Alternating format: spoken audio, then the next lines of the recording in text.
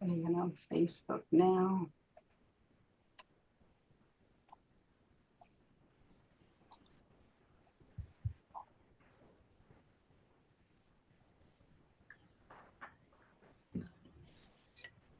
You can see it public. Okay, it should be. Oh, I see it. Okay. You got it? We're Mhm. live on Facebook now, on YouTube now. Okay. Okay. Well, when life happens, you find out how to get around it.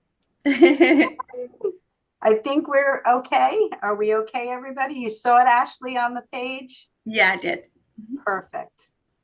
Welcome to RenéMarie Stroke of Luck. When challenges come up, we just fight through it and we get to we get to be successful one way or another. Thank you so much for joining us today. We're so sorry we're a little bit late. We were having technical difficulties on Facebook. It wasn't allowing me to change the audience view and it was private. So I don't know. So we went live on YouTube and we shared the link to Facebook. That's what we do. I don't want to hold back anymore. I'm so happy that you're joining us today. And of course, this show will go on forever. We're going to share it to YouTube and to on the website and on Facebook and social media and all that kind of stuff. Today is a really important show because we have two wonderful, wonderful guests on the show. And they both attended, actually, our three guests today, Teresa St. Francis from the second show. Joined us at the Unconditional Love concert, and I'm still flying from it, and I can't wait to hear Celeste and Ashley's testimonial or view on it, and because we really wanted to bring joy and love and happiness and peace and healing through that show, and we can't wait to hear someone's outside view of us because we can't think straight since we're still flying. Mhm. Ashley experienced a stroke. I don't like to say suffered a stroke because when you experience a stroke, it's only one single portion of your life. It's not your Mhm. entire life. It's not your Yeah. entire being. And I can't wait to hear her story. She actually was brought to the Unconditional Love concert through Susan Kern. Susan Kern lives in Hawthorne, and actually, thank God that the Chamber of Commerce shared our memo, our flyer that we were having it, and Susan saw it and she invited Ashley, and Ashley Mhm. and Susan came. So it was extraordinary to have them there.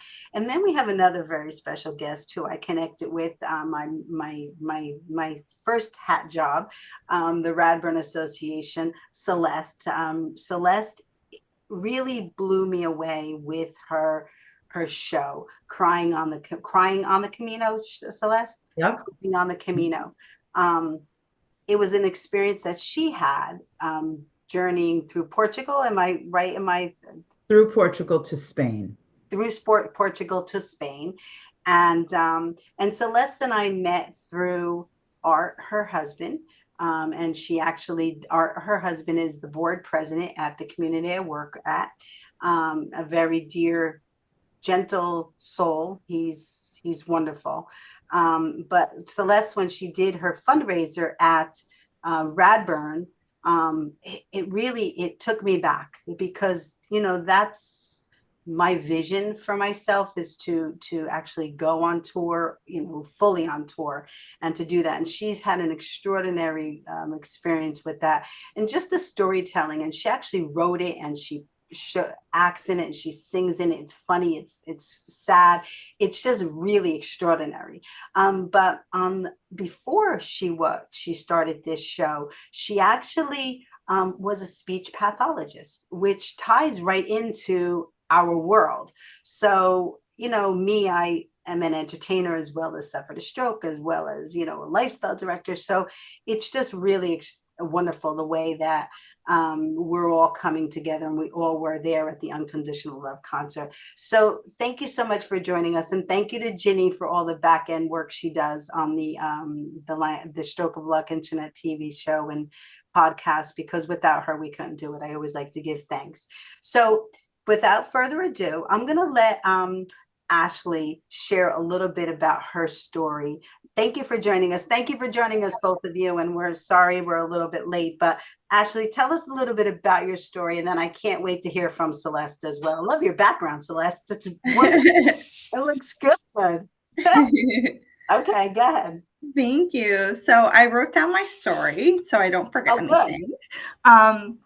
I said on November 7th, 2023, I had an arterial dissection in my basilar artery, which caused an ischemic stroke. It came completely out of the blue. I did suffer from migraines and headaches, and about a week before my stroke, I had a headache that wouldn't go away. I was traveling to see a friend, but had to cancel her birthday plans because the pain was so bad. No medications helped. After traveling, I returned home and suffered the stroke a couple days later. It began with intense nausea. I vomited and didn't make it to the toilet. That was very unlike me. Thank God my mom was visiting me at the time. Otherwise, the outcome could be very different since I live alone. She helped clean up the bathroom, but I continued to throw up a few more times outside. I laid down in bed thinking I was just sick, but my symptoms kept getting worse. I had a really bad headache and kept vomiting to the point of dry heaving. I was sweating and freezing at the same time. I remember being on the bathroom floor, kind of driving into a pot. I never fainted before, but it felt like the whole world was spinning, and the only way I can describe it, I told my mom that something wasn't right to call 911. Mm. She had to physically help me into bed when the paramedics arrived. I couldn't even open my eyes because my headache was so intense. And at the point, my vision was affected. The paramedics took my vitals and said everything looked okay. I wish they had taken me to the hospital at that time. That's one of the biggest regrets I have. I often wonder if my deficits would be different had they done so. It was really hard to accept this. They left. Hours passed. I went to sleep but continued like dry heaving throughout the night. In the morning, my mom gave me toast, thinking it was a migraine. I told her I needed to let my manager know I was not coming into work. She handed me my laptop, but it kept getting the password wrong. Then I tried texting. I couldn't even do that. I was frustrated, so my mom had to do it for me. At the time, I didn't realize this was a neurological issue. I got to the point where I couldn't walk on my own. At 36 years old, my mom had to shower me and wash my hair. I remember sitting on the shower floor because I couldn't even stand up. She helped me get dressed and later told me that I wasn't making sense when I spoke. When she asked where I lived, I gave her my old address. That's when she called 911 again, knowing something was seriously wrong. They took me to the hospital again. I don't remember this at all. I'm actually grateful I don't. Apparently had a CT scan, an angiogram. They performed an emergency craniectomy on me to relieve pressure on my brainstem. When I woke up, I was coming out of a 2-week coma.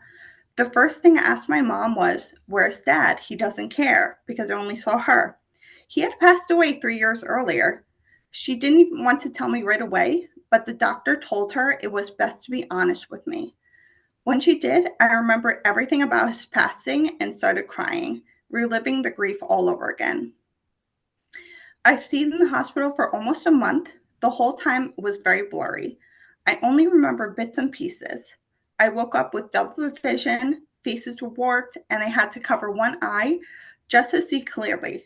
Friends came to visit, including one friend who flew in from Texas with her daughter and stayed a month with me. After nearly a month at St. Clair's, I was transferred to Kessler in West Orange for inpatient rehab.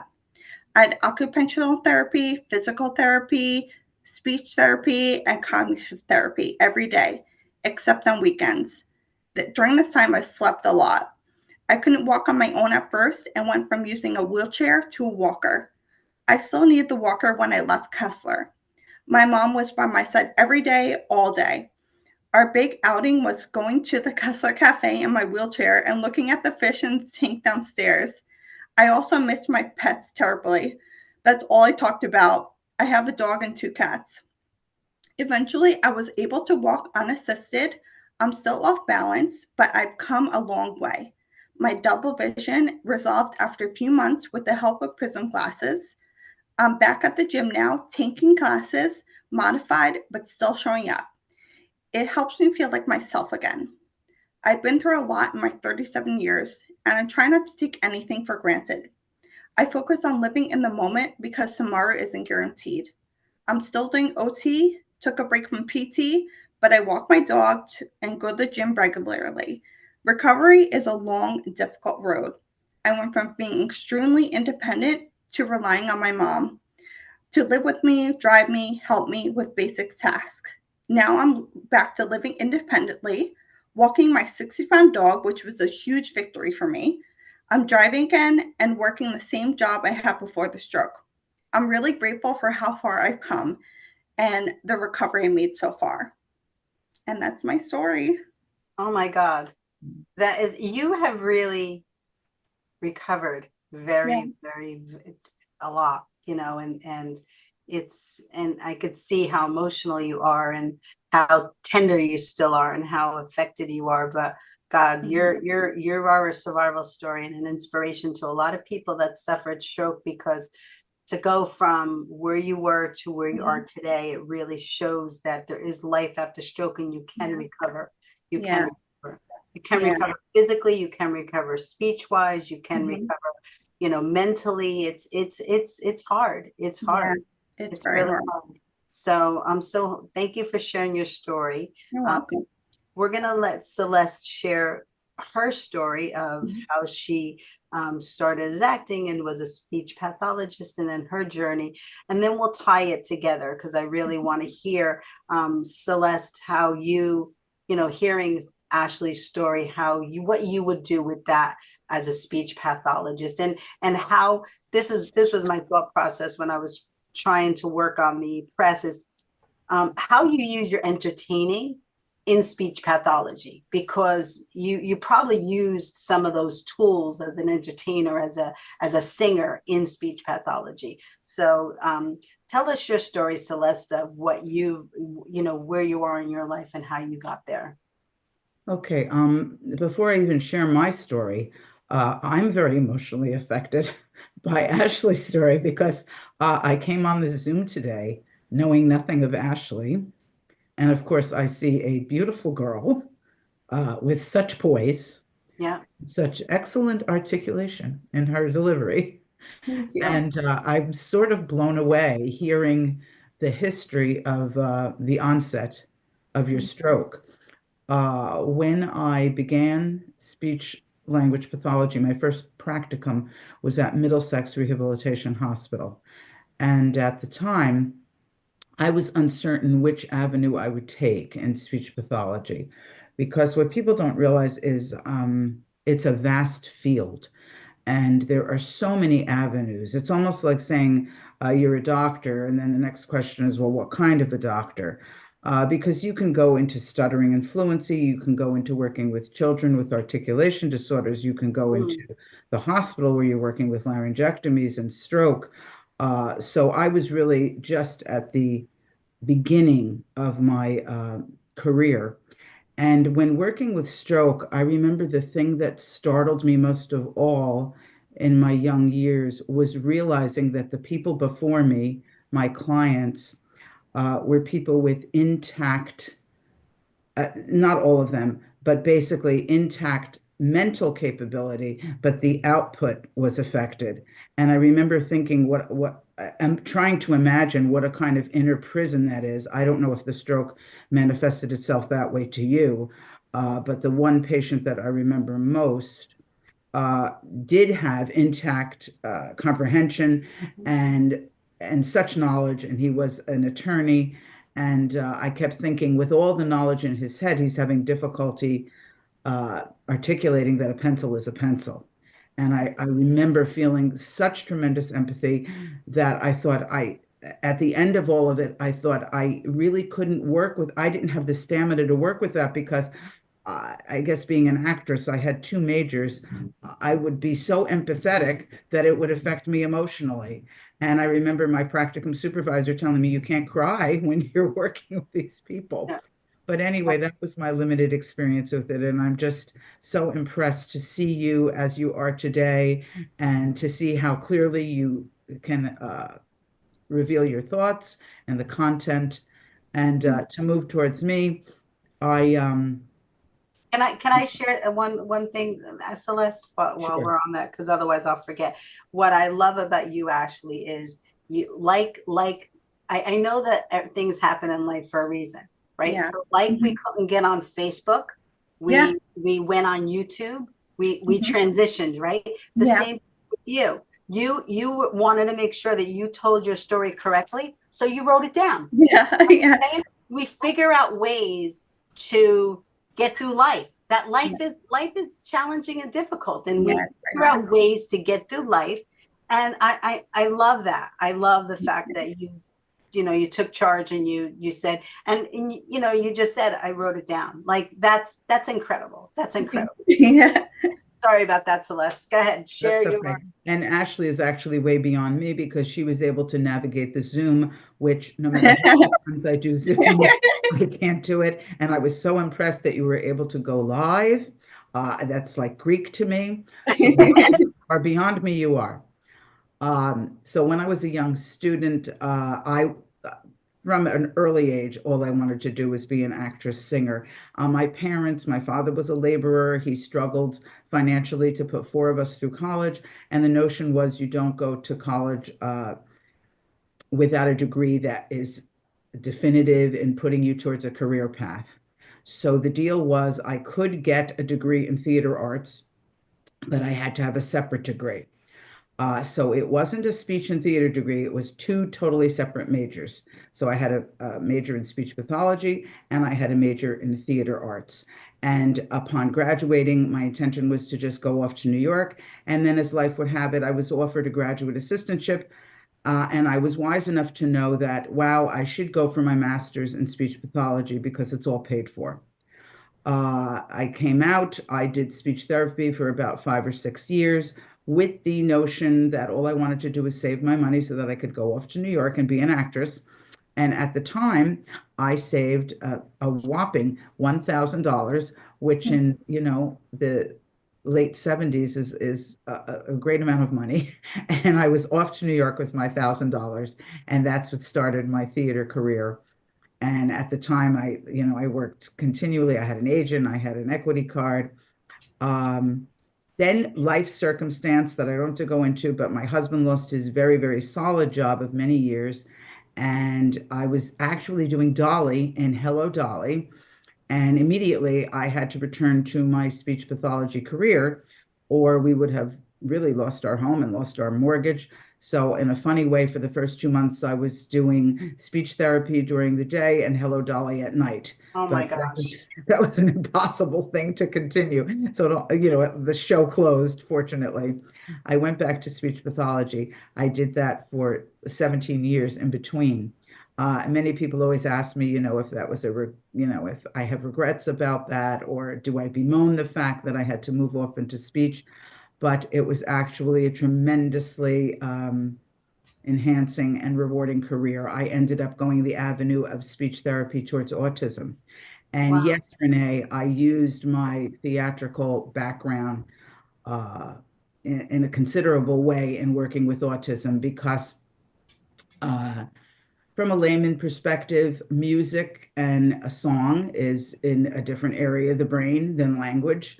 So many, many times I could focus the attention of the individual with autism by working with song. So we would have greeting songs, we would have, anything in the realm of social skills. I would do little songs about it. Eyes on me, look and see, which is much better than just saying, look at me. And just the cadence and the rhythm would connect to these students. And interestingly, when I began to supervise speech language students, they would use these, oh, I don't sing. You don't have to sing. You just have to make sure that your rhythm changes, that Mm. you use elongated vowels at higher pitches, and just rhythmic kinds of things to focus and secure attention. So the last few years, my intention was just finish your speech therapy so that you can get back to theater. Yeah. And so let's see, I'm about 65 when I left my speech therapy career, and I started to move back into the theater realm. Started to get jobs. I did Anne Frank in West Virginia. I was cast in Gentleman's Guide. It's just a musical. And right at the time when I was cast in Gentleman's Guide and finally getting back into my love of theater, and COVID hit. And I remember at the time the theater closed, and in, I guess, reflecting all of our naivete, I was like, well, maybe in 1 or 2 months the theater will reopen. And lo and behold, the theater I mean, it reopened 2 years later.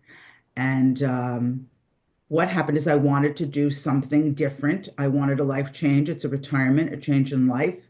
I wanted an adventure. So two older friends have walked the Camino actually 17 times. The Camino, Wow. for those who don't know, the Camino is a series of trails all throughout Europe from many different destinations. All of these trails end at the Cathedral de Compostela in Galicia, Spain. That is where we are all headed. Legend has it that the remains of the Apostle St. James are buried at this site. So a lot of people do it for this religious association. But over the years, it's changed. People do it for the physical challenge, the mental challenge of walking on your own. People do it to be a part of that history. Many reasons. For me, I just wanted a risk and an adventure. But I didn't realize I was with two warrior people who walked continually, never pausing, even at the top of a hill, no change in respiration. Their goal was to walk, so they didn't relish in eating times.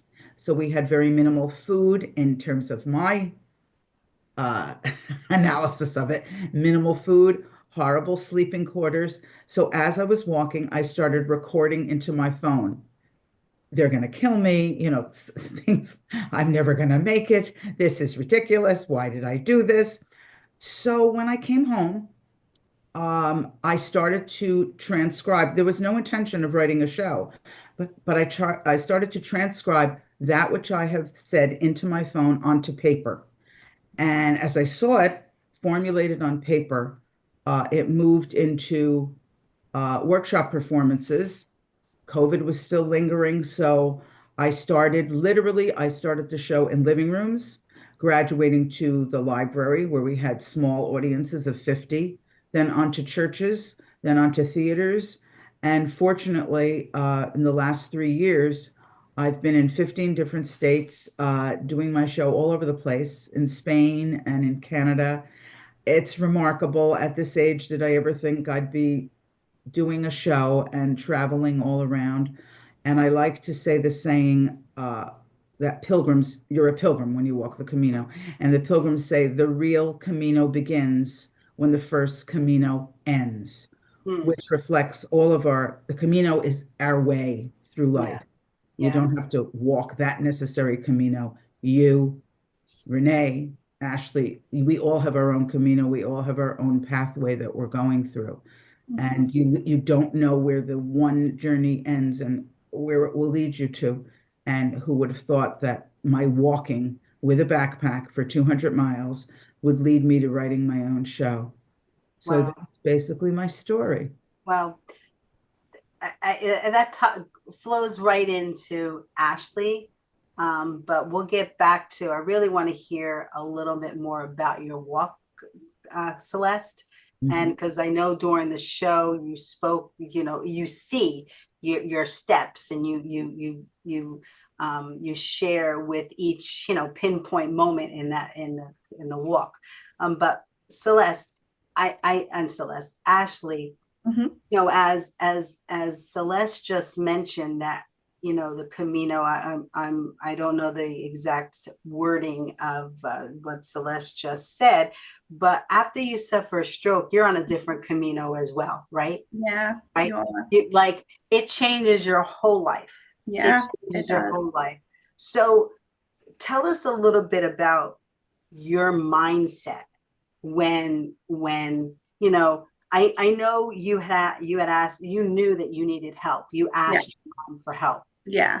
What was going through your mind, and when did it shift that you because I could tell that you have an inner strength about you, Mm-hmm. that you were gonna make it. You were gonna, Yeah. and that is so important in life Yeah. to have that inner strength. Because when I was an ambassador at one of the hospitals, and I'd go into stroke rooms, what they wanted me to share with the patients was that they really had to do it. We had to, I mean, you can have, doctors around, you can have people, you can have everybody, but if you don't have that inner strength to help you and to want to get there, Yeah. you can't. So share a little bit about that. So I feel like, I mean, the stroke took a lot away from me. It affected my right side, which is on my dominant side. I used to like paint and draw, and I loved doing makeup before. So in the early days of recovery, I was like really hard on myself. I used to cry a lot and be like I used to be like, why does this happen to me? Like things like that. So going forward, I feel like you have to accept what happened. And it's kind of like when you accept it, then I don't think I was making recovery in the beginning, but once you accept it, it's kind of like, okay, I might have to like go into the gym, for example. I might have to modify things, kind of make it work for you. Um, and like walking my dog, I was like, oh my God, I'm so nervous. But walking her, I'm like, okay, we can do this, Luna. We can make it. We can do it, taking my dog for a walk. And I had like my mom with me or a friend with me at first. But I feel like it was really hard to accept because you kind of like grieve the person you were before and you're so different afterwards. Um, but yeah, like I'm still working on myself. So I feel like the biggest thing too is like putting the work in and working on yourself. I'm still going to OT. I'm still doing PT.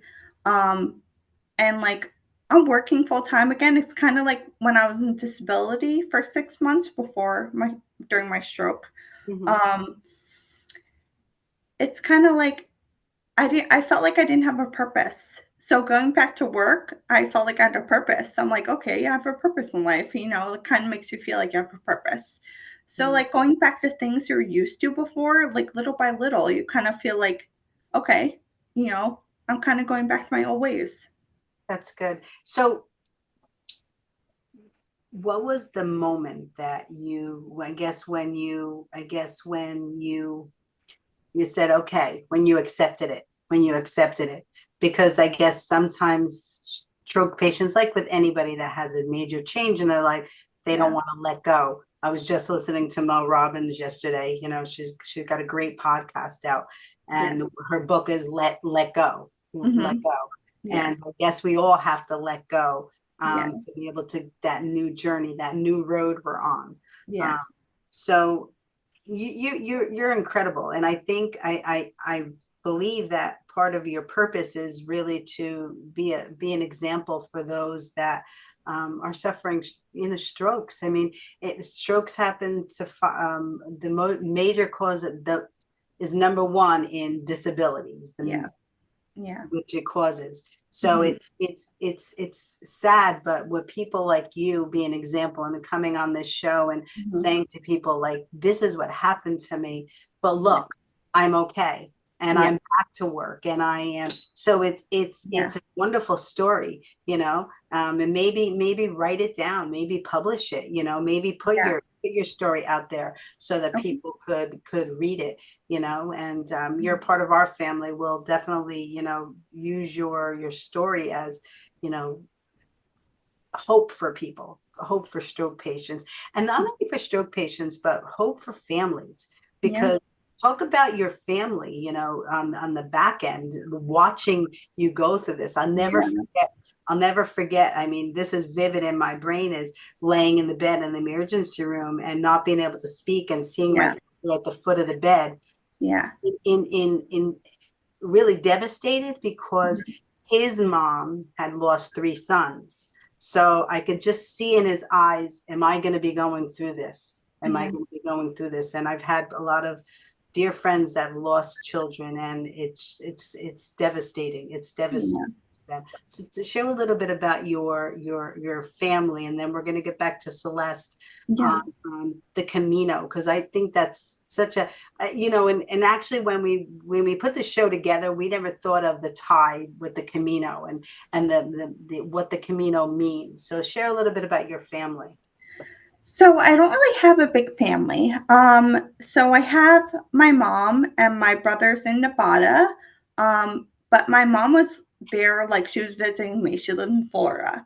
I'm in New Jersey. And she said seeing me like in the bed in a coma was one of the hardest things in her life to deal with. And she was there like every day. If they let her sleep at the hospital, she was there sleeping. My really close friends came to visit me. So it's like, it's kind of like your friends are your family too. Like I have really good friends Yep. who I've known one friend since second grade. She's like family to me. Um, my friend Jeff and Patty, they're like family to me. My friend who came from Texas, Alex, who came with her one daughter because she's married and they live there and she has two daughters. So she stopped her life to come over and see me. And my friend Nicole was there too. But yeah, it's kind of like it's like they might not be blood, but I consider them family, and they were always there for me. Wow, that's Yeah, you kind incredible. of like see who's there in the hard times. Um, but yeah, yeah, Mm. That's wonderful. Yeah, sometimes it's not your family, sometimes it's loved ones. You yeah, know, we're all family in life. That's my thought patterns. We're all one big happy family. Well, one big family that yeah, are really trying to survive. We all yeah. have our own stories, Hmm. and yours is incredible. Celeste, talk to us a little bit about like when you were writing this crying on the Camino, what was your intention as powerful as the show is? I don't think that I think I hope that people book you and book you and book you because you have a message to give to everybody. And what would be that message? What's that message that you want people to get from the show? Oh, there's so many different things. Um, First of all, in writing it, it's interesting you say when you wrote it, did you know how, basically, to paraphrase, did you know how powerful it was going to be? And no, I just started it as a 30-minute piece in a workshop class and had no plan of really writing a play, so to speak. My teacher slash director at the time said to me, it's easy to write about the humor and the horror of the trip because that is foremost. But if you don't develop an arc and come to some kind of a uh, inner reflection of what was going on, you will not have a fully realized piece. And I truly don't remember the development of it. Friends have said, well, oh, did you every night at 7 o'clock write for an hour? Were you really structured? And I guess it all came together without a plan. It's hard for me to even imagine how it formulated. But I do recall one day reading the Beatitudes of the Camino. The Beatitudes are the blessings that different pilgrims, and as I mentioned before, you earn the title of pilgrim when you walk the Camino. Different pilgrims have written these Beatitudes. And I must say that when your intention is solely to walk without distraction for 11 days in a row, something happens with the free flow of consciousness and with the added experience of total exhaustion that frees up your way of thinking. So these Beatitudes are quite beautiful. And in reading them, I started to realize that they would easily insert into my piece. For lack of a better phrase, it was almost like the end of each scene came with an inner reflection because it is a story. I tell the story, I emulate the characters on the trail, but there is always a time when I'm more of a muse, where I'm considering what's going on internally, and those are the beatitude moments. Um, and just listening to Ashley and you, Renee, today, I start to think that these Beatitudes that end each scene might be something that's interesting to share. Um, the first Beatitude involves us coming to a river that we can't see anything. And my hiking companion said, "Oh, this would be so beautiful if only we could see it." And at the time, I thought that was the most ridiculous thing in the world. But later, I wrote the Beatitude, "Blessed are you, pilgrim, if you can," oh no, I can't even remember it. Um, Blessed are you, pilgrim, if, oh, or what is Just it? give the intention of it. You don't have to So remember. anyway, it's, oh, if, okay, blessed are you, pilgrim, if you can anticipate beauty, Mm, things that are not seen, is mm, basically the mm, message. And I'm thinking in terms of your journey with the stroke, you could never possibly see what was coming before you. But if you can sort of imagine it, you can imagine the beauty in what is to come, the things that you cannot see. And the other one that comes to mind is Blessed are you, pilgrim. It's hard because I know the show so much in sequence. Blessed are you, pilgrim, to know that though you walk on foreign soil, the Camino and those with whom you have shared it are yours forever. And in a sense, Ashley and you are walking on foreign soil as Mhm. you experience what the stroke has altered in you. Yeah. And then the final beatitude, blessed are you, pilgrim, if you can ballast yourself in reality and then throw yourself into the sea. The mm, sea is inspiration. mm, Because if you can, and you are starting, each of you, after the stroke, you are rooted in the reality of what's happened to you, Mhm. and you ballast yourself in that, but then you almost have to throw away everything and go into this new journey, Mhm. working, as you said, Ashley, mourning the person that you used to be. Mhm. I will have to share with you, Renee, a fellow speech therapist, actress, similar to me, suffered a stroke and wrote a book that I've read and is very powerful. And so I definitely, share it with, I can't remember the name of it. okay. Share it Um, with me, and I'll post it and I'll yes, post it and listen to it. definitely. And you, And we could definitely invite her to be on the show. We can all come back and have a continued. her name is Lauren Marks. I know that. Her name is Okay. Lauren Marks. And I found the story so powerful. Mm. And so now I've gone so tangential, I can't remember, Renee, what your actual No, no, no. But was, what but I was thinking was, and this is how, my stroke happened many, many, many years ago. And I always try to stay, Celeste knows this because I've had conversations with you, Celeste, about always remembering what happened to me so that I always stay in gear of what my actual purpose is. Yeah. It's hard, when you get down the road, to always remember. Mhm. But God reminds me all the time because, like my right side, the same as you, my Yeah. right side is off balance and stuff. Mhm. And that's my internal thing where I really have to always remember my purpose, and my purpose Yeah. is to bring hope to people and bring joy to people, and I love to Mhm. do it through entertainment. But what I was going to say was I always try to live by faith, not by sight. Live Mhm. by faith, not by sight. Sometimes you don't see what's in front of you, but you got to keep pushing to get those the happiness and the joys, and you have to look in the little moments. You have to revel in those things that you do right now, like you said, you would accomplish one thing and you're joyous about that, you're happy, you're proud of yourself, which is a wonderful thing to be able to acknowledge that, because sometimes stroke patients, and I know this only because I've interviewed millions and hundreds, but sometimes they aren't able to understand that. We go back to the comprehension that Celeste was talking about. Sometimes they don't get that comprehension back, so it's really hard for them.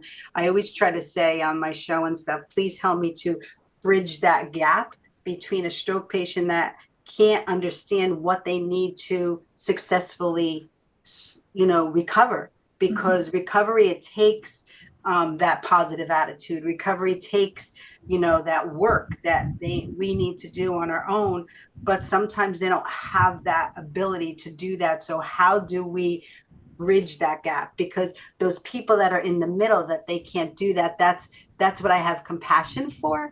Because like, sometimes when we meet somebody that we don't know, and they're not able to speak clearly to us, sometimes we go to the negative about them, and it's not, sometimes they don't have the capability of doing that. So it's really very, very challenging for those. So I want everybody to remember that sometimes when you meet somebody, you have to walk by faith, not by sight, and just hope that everything is okay in their lives and stuff. Celeste, so what I love about your show, one of the things, and actually what I'm thinking now is maybe we'll do a fundraiser. We'll pay you, but we'll do a fundraiser as well. Because it's this, your show is bigger than just doing it for audiences. It really brings healing and recovery to people, to understand that Camino walk, understand the purpose behind it, but what I love about your show, one of the things is how you said this before, the beatitudes or the blessings, that you do your show and then you go off to the podium and you make us reflect. You make us talk about what you just showed us, the example of it. It just was very, very powerful, very, very powerful. And you're doing it in close by, because I posted it Yes, on. I do have a local one coming up, which is really nice in terms of this podcast being very relevant. But I will be at the Williams Center in Rutherford, Spring Hall, but it's the Williams Cultural Center in Rutherford on August 13th, Wednesday night at 7 o'clock. So if you go to the Williams Center, you'll see it, and you'll see it on my Facebook page. And I put it in the press as But I well. have to say, as a theatrical experience, it has really been so overwhelmingly rewarding in a different way.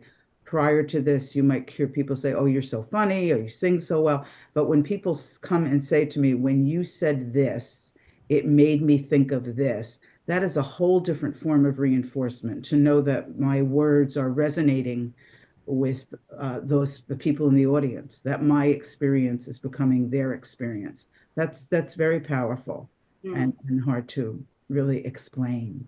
mm. Um, if Well, it exists for you, then it exists for the audience. yeah, what you shared it yourself is, at the end of the Camino was really the beginning of the Camino, right? The new walk. We have a few more minutes, because I told Teresa we're going to be a little bit late in starting her show. We're just going to take a few more minutes. But what did I want to say? I wanted to say, I shouldn't have said about Teresa. I wanted to say that I really want you to share a few moments, closing the show, of where we're going now, what you're doing now, and you know, and your visions for the next, few years, for how to bring healing. I know, Celeste, yours has got to be to really get booked in the Camino, but there's so many things you can do. Do you have any other visions for yourself? I think they're more personal, my visions. Um, it's the Camino questions are: who am I? Where have I been? Where am I going? Who have I been? Really reflecting on that, um, reflecting on how I have conducted my life up to this point, and not just the examples of the past, but moving towards being better, to be better in different aspects of your life. I mean, that's the most simple way that I can explain the end, which Mm, was very powerful, um, and really more of a spiritual awareness that came to me at the end. mm. Hopefully that younger people, because I'm 63 myself, so that they understand that this is not something about seniors or about elderly people, older people, sharing, okay, I did everything in my life and now, it really is important for all ages to understand that life is short. Look at Ashley when Mm-hmm. she suffered her stroke. I Yeah. suffered a stroke at the age 26.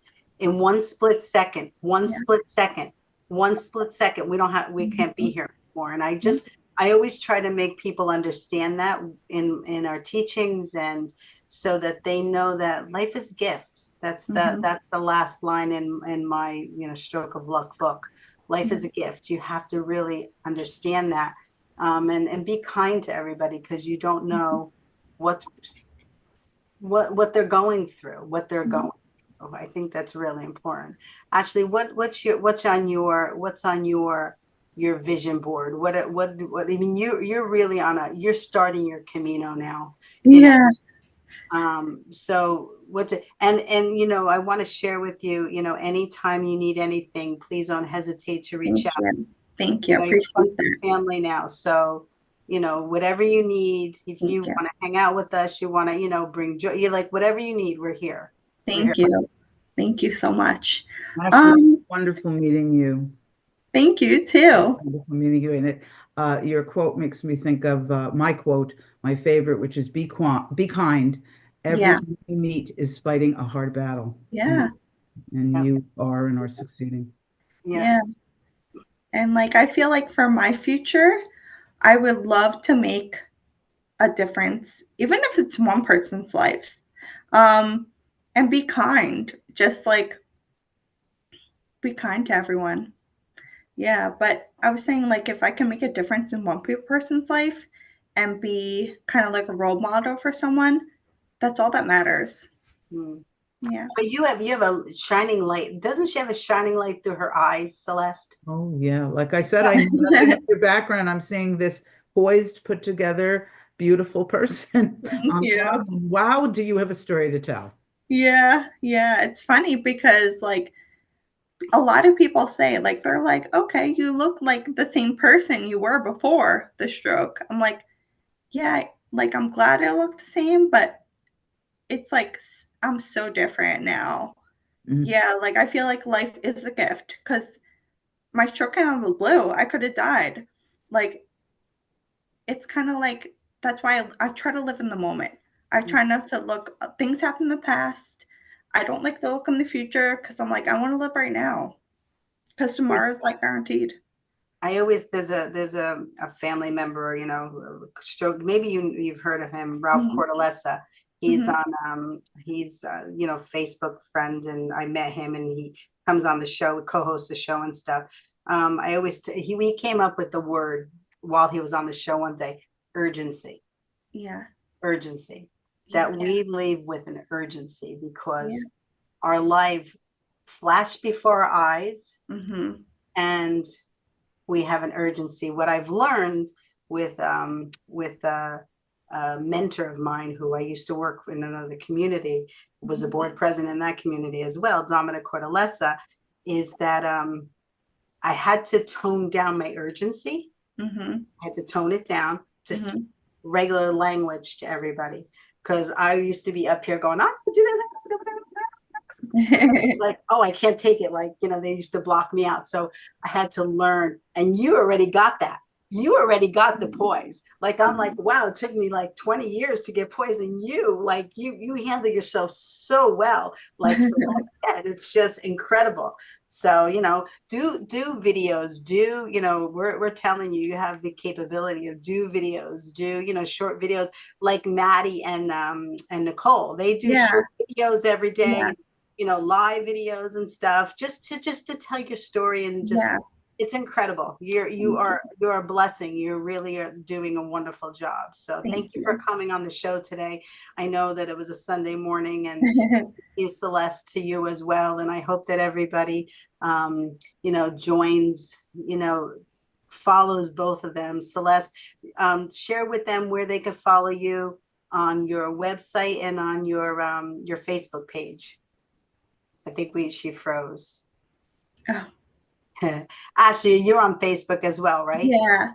Under Facebook, I'm under Ash Rec, REC. Ash Rec. Yeah, You friended me, right? I did. Yes. Good, perfect. Mhm. So we can connect and always. And thank you to Susan Kern. Karen, yes. She popped off for connecting us. And thank you, Celeste. Yeah, You thank froze, and I know you had to hop off, but we want to thank you for being up. Here she is. you. Oh, here we are again. That's okay. Yeah, life happens, right? Yeah. That's why these things don't bother me, when things happen, because that's what life is about, right? Yeah. Life is about changes, Mhm. challenges, Yeah. getting in the way and all that kind of stuff. Things So happen. I'm going to let you both do your goodbyes, and then I will close out. So let's give a little goodbye to everybody. Thank you. Where they can follow you on Facebook and on your website, so that they could see where you're doing your show next. Okay, the website is crycamino.com. Not crying, crycamino.com. And Ashley, come see my show. I will. Yes, Yeah. I'm excited. Yeah, we could go together and do the August show if you Oh, want. yeah. We'll Yeah, go let's do together to that. the August show. Yeah. And Renee, thank you for this. This is a wonderful way to start the morning. Yes, well, you deserve it, Celeste. I always, people that I really believe in, I want to support them in any way that I can to get their story out and their information out, because and I honestly believe that I'm in the place that I am in my life, and I'm talking about working for Radburn to meet people, I wouldn't have met you if I didn't work in Radburn. So it's just a blessing. That's a small blessing. That's one of the things that I've learned. There's so many people I'm learning so many things from, and I am a watcher.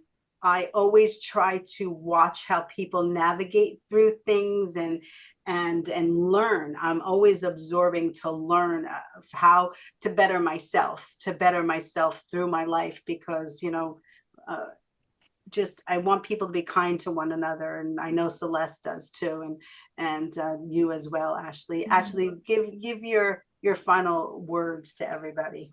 Yeah, thank you for having me on the show. Just say, yeah, treat life like a gift, because it is a gift. Yeah. Yeah. Yeah.